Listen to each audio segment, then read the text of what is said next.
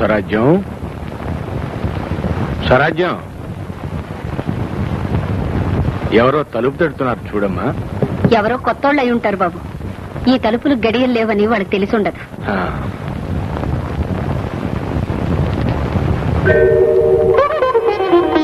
జగన్నాథం గారి ఇదేనా అండి? అవునండి. ఎవరమ్మా? నమస్కారం అండి, నేను చంద్రాన్ని. చంద్రం అంటే మీ శిష్యుడు రాఘవ గారు అబ్బాయినండి. ఏమిటి నువ్వు మా రాఘవయ్య కొడుకువా? అరే ఎంత పెద్దవాడు అయ్యావోయ్. రారా కూర్చో. నువ్వు కెనడాలో ఏదో పెద్ద ఉద్యోగంలో ఉంటున్నావని, అక్కడే ఉండిపోతావని విన్నాను. ఎప్పుడు వచ్చావా మన దేశానికి? 2 నెలలైంది. ఎలా ఉన్నాడు మా రాఘవయ్య? పోయారండి. రాఘవయ్య పోయాడా? ఎప్పుడు? నెలైంది. నాకంటే వెనక పుట్టాడు. ఎప్పుడు నా వెనకే ఉండేవాడు. నన్ను అడగకుండా, నాతో చెప్పకుండా ఏ పని చేసేవాడు కాదు. ఎందుకు? నాతో చెప్పకుండానే నాకన్నా ముందే వెళ్ళిపోయాడు. అదేమిటి బాబయ్య, మీరే కదా ఎన్నోసార్లు వసే బొమ్మలెక్క వెనక ముందు లెక్కలన్నీ మనకే గాని సావుకు లేదు, దాని టైంకి అది కరకట్టుగా వచ్చేస్తుందని చెప్పలేదు. నిజమేనమ్మా. కానీ రాఘవయ్య తన కొడుకుతో చెప్పుకున్నాడు, కానీ నాకు మాత్రం ఒక్క మాటైనా చెప్పుకున్నాను. మీకు చెప్పలేదనే గాని మిమ్మల్ని గురించి, మీరు దేశ స్వాతంత్రం కోసం చేసిన త్యాగాలు, సత్యాగ్రహాలు, తిన్న లాఠీ దెబ్బలు ఎన్నెన్నో నాకు చెప్తూ మిమ్మల్ని తలుచుకుంటూనే పోయారు. బాబు చంద్రం, రా భోంచేద్దు గాని. వెళ్ళాను, వెళ్ళి భోంచి తర్వాత మాట్లాడు.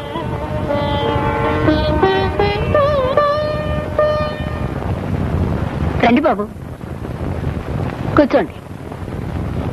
ఎవరి కోసం వడ్డించినట్టుంది? ఎవరికో కాదు, నా కోసమే. భోజనానికి కూర్చోబోతున్నాను, నువ్వు వచ్చావు. అందుకని మీ భోజనం నేను తినేయాలా? నాదైతే నేనే తినేదాన్నిగా. అవును బాబు, అది నిజమే. ప్రతి బియ్యపు గింజ మీద తినేవాళ్ళ పేరు రాసుంటుందని పెద్దోళ్ళు అనేవాళ్ళు. తినడానికి లేని వాళ్ళ పేర్లు ఎక్కడ రాసుంటాయో? వాళ్ళ పేగుల్లో. నువ్వు ఎవరి నోటికాడ కూడా లాక్కోవటం లేదు గాని కూర్చో. కూర్చో చంద్రం. ఈ అమ్మాయి ఎవరు? వేదాంత గుడికులు బలే విసురుతుంది. మన ఇంట్లోనే ఉంటుంది. అందరూ బొమ్మలక్క అంటారు. బొమ్మలు అమ్ముతుంటానయ్యా, అందుకే ఈ పేరు. చివరికి 60 ఏళ్ల ముసలమ్మ కూడా నన్ను అక్క అని పిలుస్తుంది. ఎందుకంటే ఈ చుట్టుపక్కల అందరికంటే నేనే పెద్దదాన్ని. ఎట్టాగంటే నేను ఎప్పుడు పుట్టానో, నా వయసు ఎంతో ఆ దేవుడికి కూడా తెలీదు. అయ్యో దేవుడు, త్వరగా కాఫీ తీసుకురా.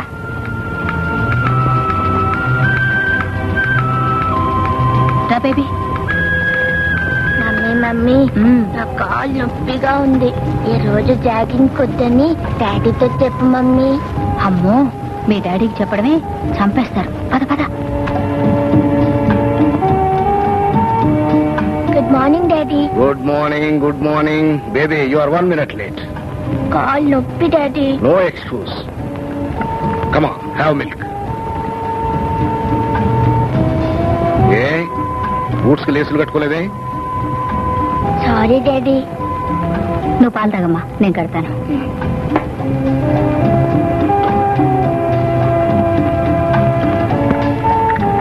Come on.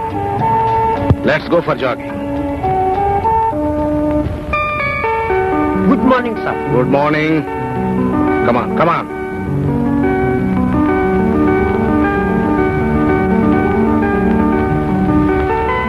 అమ్మయ్యా.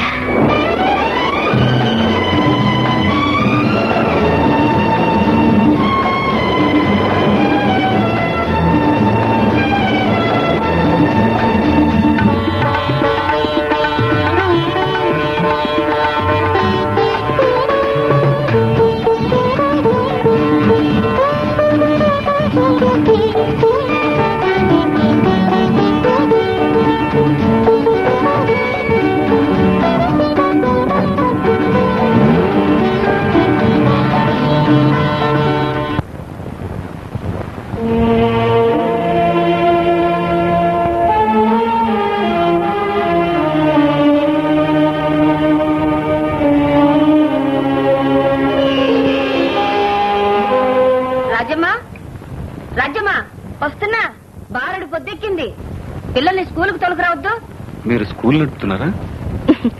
అది స్కూలు కాదు, నేను టీచర్ని కాదు. ఏదో నాకు తెలిసిన 4 ముక్కలు నలుగురికి నేర్పుతున్నా, కాలక్షేపానికని. నేను వస్తున్నాను, ఇంటర్వ్యూకి వెళ్ళాలి.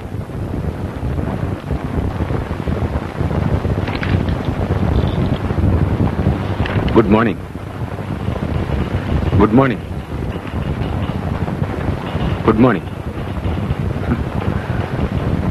ఎక్స్క్యూజ్ మీ, మేనేజర్ గారిని చూడాలి. ఆ గదిలో ఉన్నారు. Good morning sir. Good morning. I'm R Chandram. ఇంటర్వ్యూకి వచ్చావుగా? అవును సార్. చూడు చంద్రం, ఎంతో మంది హారిజన్స్, ఎంతో మంది గిరిజన్స్, ఎంతో మంది బ్యాక్వర్డ్ క్లాసు ఈ ఒక జాబ్ కి 6,000 అప్లికేషన్స్ వచ్చాయి. ఎవరికి ఇంటర్వ్యూ కార్డు పంపించలేదు, నీ ఒక్కరికే పంపించాం. Thank you very much sir. అలాగని నిన్ను సెలెక్ట్ చేసావు కాదు, అలాగని నీకు జాబ్ వచ్చింది కాదు, అలాగని నీకు రాదని కాదు. ఈ లిస్ట్ చూడు. ఈ లిస్టు మన ఆఫీస్ స్టాఫ్ లిస్ట్. అందరూ family members.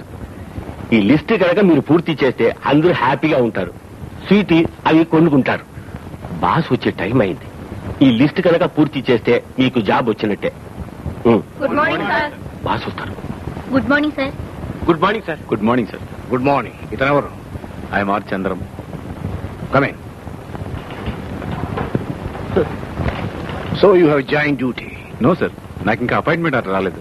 Then what? Interview letter వచ్చింది. What is this nuisance? Hey manager.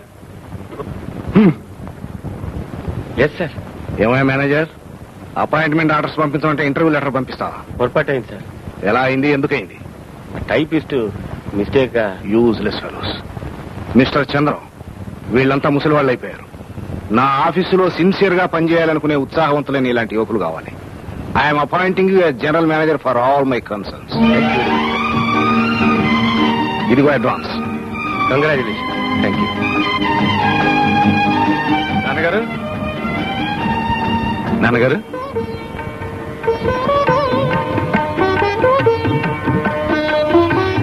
ఏమిటి బాబు? నాకు ఉద్యోగం వచ్చింది. ఆ, చాలా సంతోషం. ఊరికే సంతోషం అంటాం కాదు, నేను ఇప్పుడు కొన్ని కోరికలు కోరుతాను. అవన్నీ ఎందుకు అని అడగకుండా మీరు నెరవేర్చాలి. అలాగే కొడుకు బాబు. అక్కడే కూడా ఉండాలి. స్వరాజ్యం, ఏమిటి నాన్న? మన చంద్రం ఏవో కోరికలు కోరతాటమ్మా, నువ్వు కూడా ఉండాలట. ఏమిటి బాబు నీ కోరికలు? ముందు మీరు లేచి నిలబడండి. ఎందుకు బాబు? అదే, ఆ మాటే అడగకూడదన్నానా? సరే చెప్పు.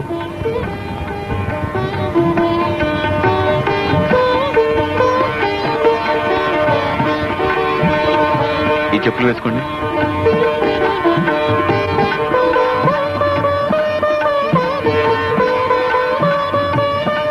ఈ కళ్ళజోడు పెట్టుకోండి.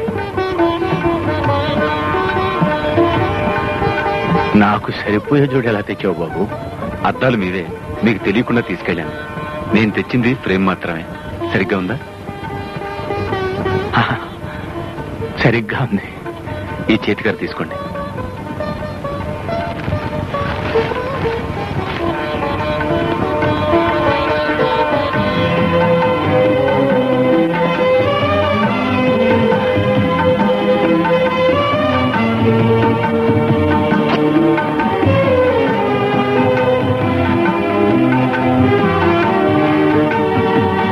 ఏమిటి బాబు, ఏమిటిదంతా? నాన్నగారు పోతూ మీరు ఆయన వేరు కాదని, మీలో ఆయన్ని చూసుకోమని చెప్పారు. ఇప్పుడు నేను మీలో ఆయన్ని, మీ ఇద్దరూ కలిసిన ఈ మూర్తిలో భారత జాతిపిత బాపూజీని చూస్తున్నాను. బాబు, అది చాలా పెద్ద మాట. జగన్నాథం గారికి నువ్వెంతో రుణపడి ఉన్నావు. ఆ రుణం జన్మ జన్మలకు తీరని రుణం అని చెప్పారు. మన మధ్య రుణాలేమిటి బాబు? మనందరం ఈ దేశానికి ఎంతో రుణపడి ఉన్నాం. వీలైతే ఆ రుణాన్ని తెచ్చుకో.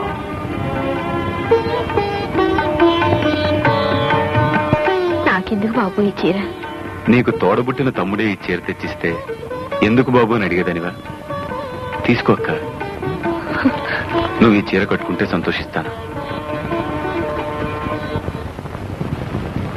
చంద్రం, అక్కయ్య, నీ కోరిక తీరిందా? అక్కయ్య, ఒక్క మాట అడుగుతాను. ఒక్కటేమిటి 100 అడుగు. నువ్వెందుకు ఇలా ఉండిపోయావు? ఎలా? ఐశ్వర్యాలు ఆడంబరాలు అక్కర్లేదు.